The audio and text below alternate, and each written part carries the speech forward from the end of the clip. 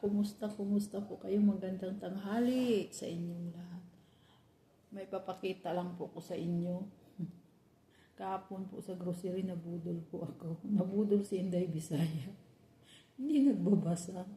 Sa entrance po kasi ng grocery, meron po napakalaki na prutas.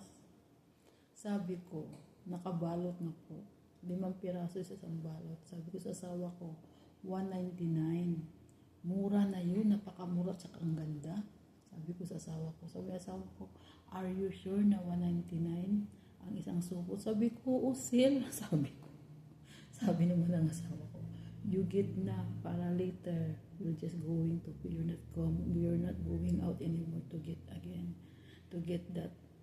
Sabi ko naman, sige, kukuha na ako. Kumuha na ako, my love, mga idol, mga palangga. Hindi ka naman mabubudol ng gandang na apple na to. Napakapula sa isang balot. 5 piraso. Sabi ng asawa ko, sabi ko sa iyo, each yan, hindi yan isang bulot. Kasi kung isang balot $1.99, super cheap. Sabi ko sa iyo, hindi ka nakikinig. Sabi ko, okay lang yun, nabudol ako. Pero mas nabudol yung asawa ko kasi siya nagbabayad. Napakasarap pong apple, juicy at saka sobrang tamis. Mahal nga lang po, halos $2 po ang isa. Pero napakasarap na. Nabudol si Mister. Nabudol ako sa grocery, mas nabudol po si Mister sa akin. Ang mahal po nung binayaran namin sa apple, 5 piraso. Halos $10 po. Yan lang mga palangga. 5 piraso sa isang supot, napakasarap. Kaya sana mabudol ulit ako nito. Pero palagay ko, hindi na mabudol si Mister sa akin. Kasi titingnan na niya ang price. Napakasarap na apple.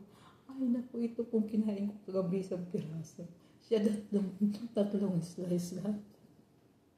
Ang sarap. Kaya isulit ko na po itong mga ito. Nagbalat ulit po ako. 3 piraso na lang naiwan. Hindi ko na binabalatan pala. Nakain ko na ang balat.